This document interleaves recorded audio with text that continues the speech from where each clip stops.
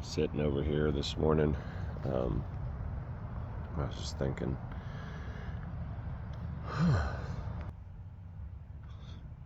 I never really knew too much about concrete half pipes or bowls or anything like that. But when I was young, I learned how to drop in on skates, rollerblades, on a wooden half pipe up in this place called Telluride, Colorado. I lived in Cortez, Colorado, and we didn't have a half pipe, so we'd go up there with my dad, and he'd go to work, and we'd go to the skate park. And for like 2 days, I don't know, maybe a day and a half, 2 days, all I did was slip out and land on my land on my ass, like my tailbone, my butt, back of my head, and I think I had a helmet, cheesy little helmet. I was kind of a chubby little kid, and yeah, I just slipped out time after time after time after time, and it really hurt.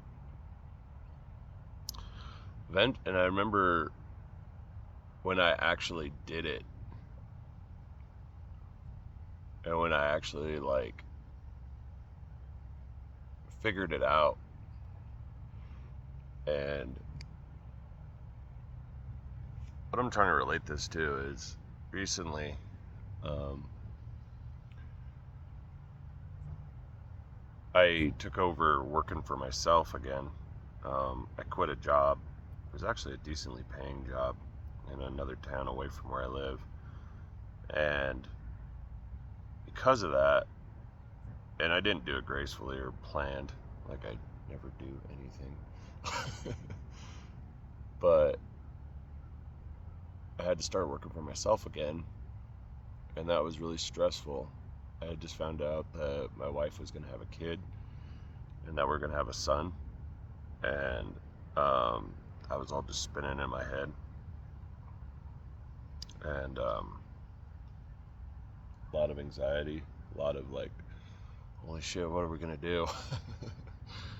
you know, um, and I try to have a decent plan for her, decent like idea of what the next few months hold. And at the time, she wasn't working.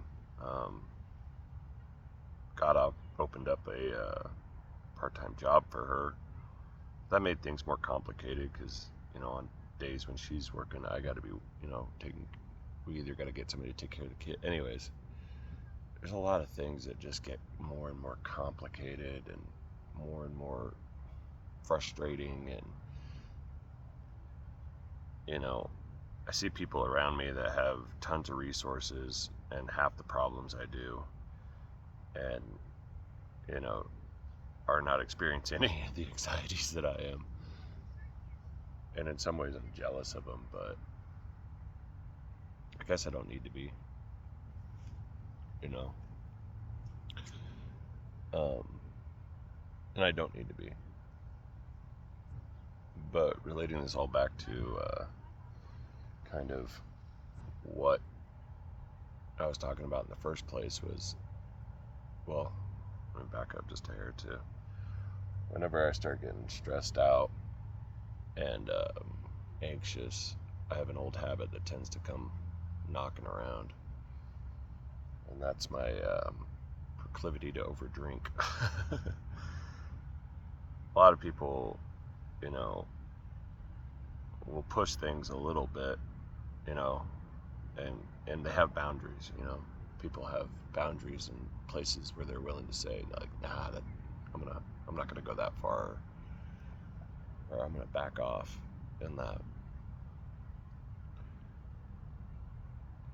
What allowed me to drop into that half pipe was determination and a willingness not to back off when it was getting kind of crazy.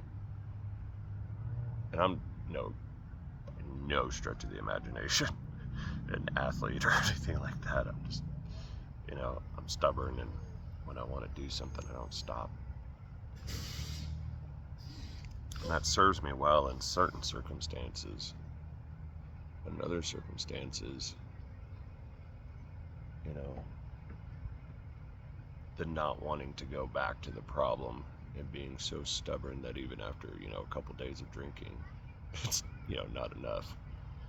You know, being able to stop at 1 or 2, 3 or 4, 5 or 6, that's just never been something that I've ever actually liked doing. I don't ever really enjoy sobering up after, getting a little tipsy or getting a little buzz.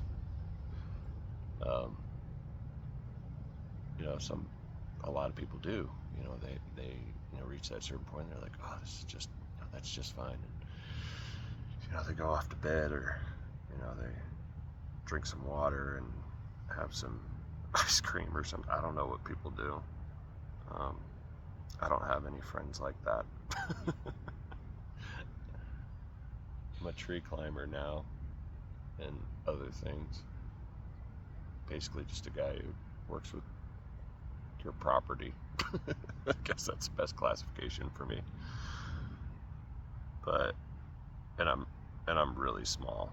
Like, I have a truck, a handful of tools, and a trailer.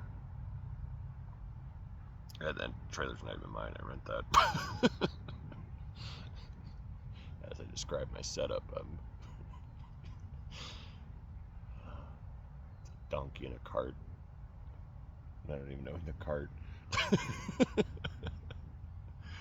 Somehow God brings me work, and I have figured out a way to feed my family and myself, at least this summer. I don't know what the winter holds, and I don't think you ever do. Ancient man, he used to probably hunt as much as he could and try to store his meat in places where it wouldn't rot out. There's always a bear or a varmint that can get into it. Mice, bacteria and molds and things like that. Things you set aside for later. But back again, circling back again for the second time, back to what I was originally talking about, was dropping in on a half pipe. What I learned was, one, you're going to screw it up over and over and over and over and over and over. And eventually, you might get it right a couple of times. And then you'll get good at it. Because you'll keep repeating, whatever led to that success. Now, when you're dropping in, there comes a certain point where you have to commit. You just basically, you drop. You commit to the drop. Because if you pull your body back at all during that, you literally basically allow yourself to like act as if you're gonna face plant on the floor. Like, if you're just standing upright, like on a curb or something like that, and like put your foot like halfway on the curb and just fall like forward, like flat on your face. Like, that's basically the motion you at least in my experience, that was basically the motion that I had to get used to learn how to drop in on skates. I never did it on a skateboard. I assume it's somewhat similar. And then right as you're going down, like you hit that curve right at the bottom, and you just kind of slack your knees just a little bit. You keep your muscles tight, but you slack your bones, and then and it's up the other side. And it happens so fast you almost don't even realize what happened. And only later on, you're after the first couple times you do it successfully, you're kind of like, you get enough time to think, and you know what's coming, so you're like, yeah, but that first couple times it's like a roller coaster ride. You're just like, wow. But yeah, that's so commitment and not holding back. Commitment to the drop and not holding back. Anyways, I'm getting ready for my day worth of work. I mentioned I have a drinking problem, and about 2 months ago, I was doing pretty good for about a year. I had a little hiccup inside of a year, but about a year plus, I had stayed away from booze. I kept cannabis in my life, and that might have been a mistake. I'm not sure. Cannabis makes me not want to drink, but it also gives me a lot of sometimes anxiety, and I don't get shit done. And I'm a father of, well, me and an ex-wife share my first daughter, and I have a full-time daughter at home for the past 2 years. And life isn't exactly what I don't know what I expected life to be, and maybe that's part of the problem. But yeah, so far I'm pleased with I'm happy with my existence when I really count up all my blessings. But when I almost only focus on the anxiety and like, how are we gonna do this? How are we gonna do that? Like, I get locked up, and when I get locked up, it just seems like no amount of peaceful walks through the park, or no amount of trying to figure the day out, or no amount of this, I just get locked up, and heart starts beating quick, and anxiety sets in, and next thing I know, it's like I just want this to stop for just a few hours, you know. And alcohol can do that. It really does have that ability to shut down anxiety. That's a really bad answer. And sometimes when you say it out loud like this, it's like sometimes your brain's like, yeah, how did you ever think that was going to work? Like, what in your life has ever, by avoidance, have you ever gotten a successful result? But in your own head, when you don't say it out loud, there's a lot of other voices and tugs and pulls in there